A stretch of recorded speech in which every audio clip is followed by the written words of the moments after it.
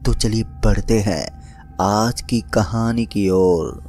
दोस्तों, कहते हैं कि रेगिस्तान से निकली हुई ट्रेन की लाइन काफ़ी ज़्यादा यूनिक होती है और वहाँ पर काम करने वाले कर्मचारियों को लाखों रुपए में पैसे दिए जाते हैं।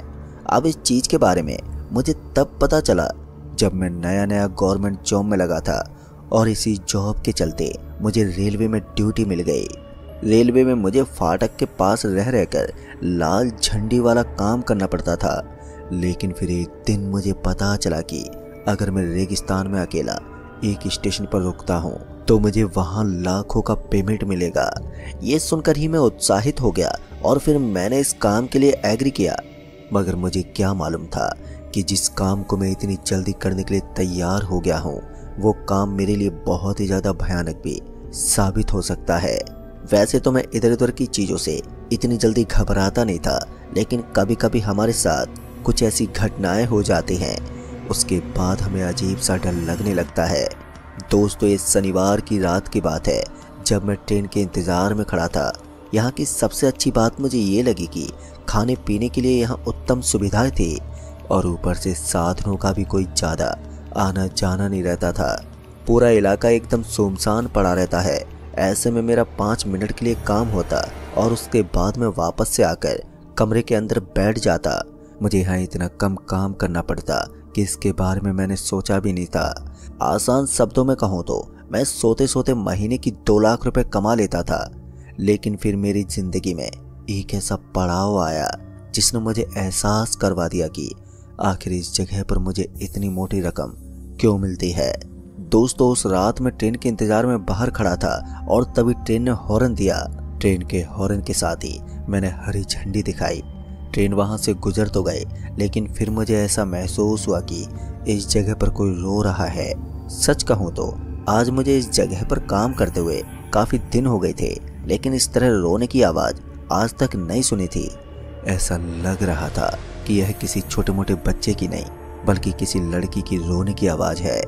इस रेगिस्तान की धरती पर मेरे साथ कोई दूसरा कर्मचारी भी काम नहीं करता था। ऐसे में मेरा घबराना भी थोड़ा आम सी बात थी। ऐसे में मैं इधर उधर देखते हुए सोचने लगा कि कहीं कोई लड़की ट्रेन से गिरकर बीच मझधार में तो नहीं रह गई।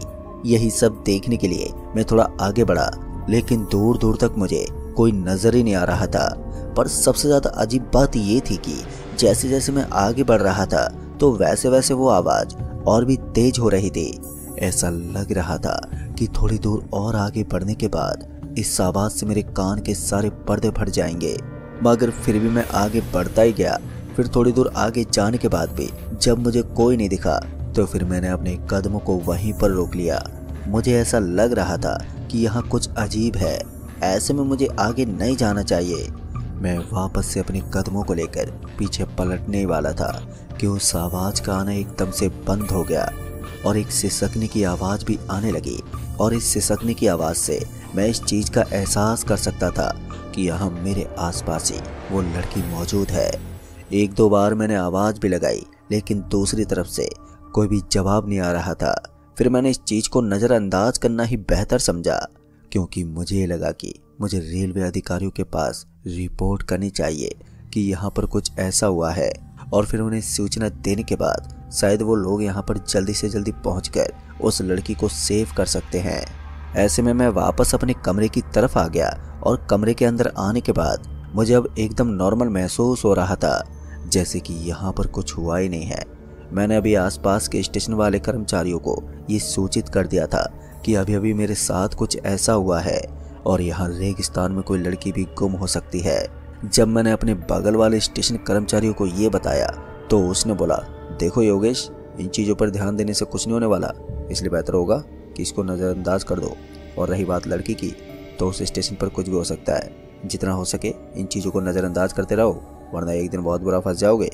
मुझे उस स्टेशन कर्मचारी की बात काफ़ी ज़्यादा अजीब लग रही थी। फिर इसी बीच मैंने फ़ोन कट कर दिया, क्योंकि उन सभी का रिस्पॉन्स कुछ इसी तरह से आ रहा था मानो यहाँ पर इस तरह की चीज़ होना बेहद आम है। इसी बीच किसी ने दरवाज़ा खटखटाया, पर इस बार जैसे मैंने दरवाजे की तरफ देखा तो मैंने पाया कि मुझे दरवाजे के नीचे से 2 पाँव नजर आ रहे थे। और उन दोनों पैरों को देखकर मैं इस चीज़ का अंदाज़ा तो लगा सकता था कि ये रेगिस्तान में भटकने वाला कोई ऊंट नहीं है बल्कि एक इंसान ही है। क्योंकि कई बार ऐसा होता था कि कोई ऊंट हमारे दरवाजे के पास आकर खड़ा हो जाता, लेकिन इस बार ये कोई इंसान ही था। ऐसे में मैं तुरंत दरवाजे की तरफ बढ़ा और जैसे मैं दरवाजे को खोलने वाला था तो फिर से मेरे फोन की घंटी बजने लगी। पहले तो मैंने सोचा कि पहले मैं फोन उठाता हूँ, लेकिन फिर मैंने दरवाजा खोला और जैसे मैंने दरवाजा खोला तो मैंने देखा कि वो एक लड़की थी जिसकी हालत काफी ज्यादा खराब लग रही थी। वो पूरी की पूरी रेगिस्तान की मिट्टी से सनी हुई थी और उसके पूरे कपड़े धूल में भर गए थे, लेकिन वो लड़की देखने में इतनी ज्यादा खूबसूरत थी कि कोई भी उसके ऊपर अपना दिल लुटा बैठे। तभी मेरे फोन ने दोबारा से बजना शुरू कर दिया, पर इस बार मुझे थोड़ा गुस्सा आ गया और मैंने उस लड़की को बोला, आप अंदर आइए। और फिर मैं जल्दी से फोन के पास पहुंचा, पर जैसे ही मैंने फोन उठाया तो सामने से आवाज आई, हेलो योगेश, मैंने सुना है कि तुमने रेगिस्तान में किसी लड़की को रोते हुए देखा है। इस पर मैंने पहले तो उस लड़की की तरफ देखा और फिर उन लोगों से बोला, हाँ सुना तो था, लेकिन वो कहीं नजर नहीं आई थी भाई। इस पर सामने से आवाज आई, देखो योगेश, उस रेगिस्तान में बहुत अजीब चीज रहती है। वहाँ पहले एक गाँव हुआ करता था, कहते हैं कि एक लड़की ने उस पूरे गाँव को खत्म कर दिया है। उसके पीछे की कहानी बहुत लंबी है, लेकिन अगर तुम्हें कोई डरावनी सी चुड़ैल दिखे तो अपने दरवाजे को बंद कर लेना और दरवाजे को भूल कर ही मत खोलना। इस पर मैंने बोला, हाँ हाँ ठीक है, जैसा आप कहेंगे मैं वैसा ही कर देता हूँ। बाद में मैंने फोन काट दिया। फिर मैं वापस से मुड़ा तो मैंने देखा कि वो लड़की वहीं पर पड़ी एक कुर्सी के ऊपर बैठ गई थी। मैं थोड़ा हैरान होकर यही सोचने लगा कि आजकल की जनरेशन इन चीज़ों पर यकीन भला कैसे कर सकती है। जितनी किताबें मैंने अपनी लाइफ में पढ़ी थी उनके हिसाब से तो इस दुनिया में पैरानॉर्मल एक्टिविटी जैसी कोई चीज ही नहीं होती। ऐसे में मैं अपने उन लोगों को सिर्फ जोकर समझ सकता था। बाद में मैंने उनकी बातों को नज़रअंदाज किया और उस लड़की से बोल पड़ा, तो इतनी देर से आप इस रेगिस्तान के अंदर रो रही हैं? इस पर उसने अपनी गर्दन हिलाई और बोला, मैं चलती हुई ट्रेन से नीचे गिर गई और फिर दूर दूर तक कोई चीज़ नज़र ही नहीं आई। तो एक इंसान का इस माहौल में ऐसा ही हाल होगा ना। इस पर मैंने भी उस लड़की से उसका एड्रेस पूछा तो उसने अपना माथा पकड़ लिया। वो कुछ याद करने की कोशिश कर रही थी, लेकिन ऐसा लग रहा था जैसे कि उसकी याददाश्त काम नहीं कर रही है। उसने मुझे एक बार फिर से बोला, पता नहीं मुझे कुछ भी याद नहीं आ रहा है। इस पर मुझे लगा कि शायद घबराहट होने की वजह से वो लड़की मेंटल इशू में आ गई है और ऐसे में उसे थोड़े आराम की ज़रूरत है। इसलिए मैंने उस लड़की को बोला, अभी तो रात के 8 बज चुके हैं, इसलिए आप आज की रात यहीं पर रुक सकती हैं। वैसे भी इतनी रात को यहाँ से गुजरने के लिए साधन की ज़रूरत पड़ेगी। मैंने खाना मंगवाया हुआ है, इसलिए आप रात भर यहाँ रुक सकते हैं। उस लड़की ने भी मेरे सामने विनती रखी कि मैं इस चीज़ के बारे में किसी को न बताऊं। मैंने भी मुस्कुराते हुए उसकी इस बात पर हामी भरी और फिर रात के लगभग 9:30 बजे के आसपास डिलीवरी वाला खाना देने पहुंच गया। मैंने उस लड़की को अकेला ही उस कमरे में छोड़ दिया था ताकि वो आराम कर सके और मैं रेगिस्तान के उस ज़मीन पर इधर उधर घूम रहा था ताकि मुझे भी थोड़ा ठीक ठाक महसूस हो सके। बाहर की ठंडी हवा खाने के बाद जब मेरी मुलाकात उस डिलीवरी वाले से हुई तो वो सीधा कमरे के अंदर घुसने लगा, लेकिन वो तो मैंने उसे सही टाइम पर रोका और बोला, अरे भाई मैं इधर ही हूँ। मैं नहीं चाहता था कि कोई मेरे अलावा उस लड़की को देख ले, फिर उसके बाद लोग बातें बनाने लगते हैं। ऐसे में मैंने उसे बाहर ही खाना ले लिया और खाने की टिफ़िन को लेकर कमरे के अंदर चला गया। इस बार मैं जैसे ही कमरे के अंदर पहुंचा तो मैंने देखा कि वो लड़की मुझे कहीं भी दिखाई नहीं दे रही थी। शायद वो फ्रेश होने के लिए बाहर चली गई थी। तभी मैंने टेबल पर खाना रखा और उस लड़की के आने का इंतज़ार करने लगा। काफ़ी समय बीत जाने के बाद भी वो लड़की मुझे कहीं नज़र ही नहीं आई। अब मुझे टेंशन हो रही थी कि कहीं वो लड़की फिर से अपनी दिमागी हालत के चलते इस रेगिस्तान में गुम ना हो जाए, वरना ढूंढने पर भी वो नहीं मिलेगी। फिर मैंने उसे आवाज़ भी दी, लेकिन उसका कोई ठिकाना ही नहीं था। फिर मैं पैदल पैदल पटरियों पर चलने लगा। मुझे इस चीज़ का विश्वास था कि वो लड़की मुझे पक्का पटरी के ऊपर ही मिलेगी, वरना इस तरह के खाली रेगिस्तान में वो मुझे कहीं भी नजर आ सकती थी। रेगिस्तान के उन टीलों से गुजरना सच में बड़ा ही मुश्किल काम था। यूं ही भटकते भटकते अब मैं कमरे से बहुत दूर आ गया था, पर अब की बार जब मैंने दूसरी तरफ का नज़ारा देखा तो मैंने पाया कि वहाँ चारों तरफ मुझे कुछ पुरानी ईंट और टूटे फूटे मकान दिखाई पड़ रहे थे। इस रेगिस्तान में मैंने पहली बार इतनी लंबी यात्रा तय की थी। सच कहूँ तो उनको देखकर ऐसा लग रहा था कि यहाँ सालों पहले लोगों के कबीले हुआ करते थे, लेकिन फिर उनको तोड़फोड़ दिया गया। मैं एक बार के लिए उनको देखता रह गया। फिर उसके बाद मैंने उस लड़की को फिर से ढूंढना शुरू किया। मैंने उस लड़की की इतनी तलाश की कि मैं अपने शब्दों में बयान नहीं कर सकता, लेकिन वो मुझे कहीं भी नजर नहीं आ रही थी।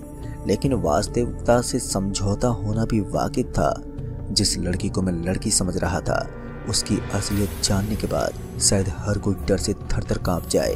मैं अब इतनी बुरी तरह से थक गया था कि मुझे अब अपने रूम तक जाने के लिए भी थोड़ी थकावट महसूस हो रही थी। पर किसी तरह मैंने अपने कदमों को वापस से अपने कमरे की तरफ मोड़ लिया। पर इस बार मैं जैसे ही कमरे की तरफ घूमा तो मुझे पीछे से आवाज आई, आप यहाँ पर क्या कर रहे हो? जैसे मैंने इस आवाज को सुना तो मुझे एहसास हुआ कि ये उसी लड़की की आवाज है जो थोड़ी देर पहले मैंने अपने रूम में सुनी थी। अब ये सुनते मैं एकदम से पीछे की ओर पलट गया, लेकिन इस बार जैसे मैं पीछे की ओर मुड़ा तो मेरी सांसें रुक गई। मुझे ऐसा लग रहा था कि मैं जिंदा होकर भी नरक में पहुंच गया हूँ। मेरे सामने वो लड़की तो थी, लेकिन उस लड़की का वो भयानक सा चेहरा मुझे अंदर से बहुत डरा रहा था। इस वक्त वो लड़की इतनी ज़्यादा खौफनाक लग रही थी कि मैं अंदर तक कांप गया था। पर मैंने इस वक्त अपने कदमों से सर पर दौड़ लगाना शुरू कर दिया।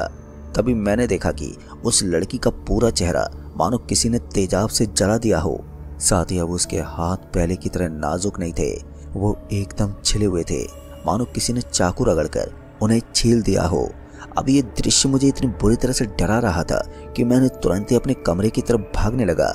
मैं भागते भागते जैसे ही कुछ दूर की पटरियां पार की तो अचानक ही मुझे अपने सामने की ओर लगभग 6 से 7 लोग खड़े हुए नजर आ रहे थे। उनकी हालत भी उस लड़की की तरह ही बनी हुई थी। अब पीछे की तरफ लड़की और सामने वो लोग, ये तो वही बात हो गई, एक तरफ कुआं तो दूसरी तरफ खाई। मुझे समझ में नहीं आ रहा था कि अब मुझे क्या करना चाहिए। ऐसे में मैंने दोनों तरफ की दिशा को छोड़कर साइड में भागना शुरू कर दिया, क्योंकि मैं किसी तरह से बस अपने रूम तक पहुंचना चाहता था, ताकि वहां लगे फ़ोन नंबर से मैं अपने आसपास के स्टेशन वाले कर्मचारियों को सूचित कर सकूं कि इस टाइम पर मैं बहुत ही बड़ी मुसीबत में हूं। लेकिन अब तो मुझे ऐसा लग रहा था कि बस भागते ही भागते मेरी जान चली जाएगी और मैं अपने रूम तक भी नहीं पहुंच पाऊंगा। बहुत मुश्किल का सामना करते हुए थोड़ी देर के बाद मुझे अपना रूम नजर आने लगा। मैंने एक बार भी पीछे की तरफ मुड़कर नहीं देखा था। मेरे अंदर अब इतनी भी हिम्मत नहीं थी कि मैं पीछे मुड़कर देख सकूं। यूं ही भागते हुए किसी तरह से मैंने अपने अगले पड़ाव को पार कर लिया और अपने अगले पड़ाव को पार करने के साथ ही मैं रूम के अंदर दाखिल हो गया। रूम के अंदर पहुंचते ही मैंने फ़ोन को टटोलना शुरू कर दिया, लेकिन किसी को भी फ़ोन नहीं लग रहा था। मानो यहाँ का नेटवर्क आज पहली बार अचानक ही गायब हो गया हो। यहाँ तक कि मेरे पर्सनल मोबाइल के अंदर भी नेटवर्क वगैरह नज़र नहीं आ रहा था। तभी मैंने हेल्पलाइन नंबर भी फ़ोन करने की कोशिश की, लेकिन उससे भी कोई फ़ायदा नहीं हुआ। और फिर अचानक ही दरवाजे पर एक दस्तक होने लगी।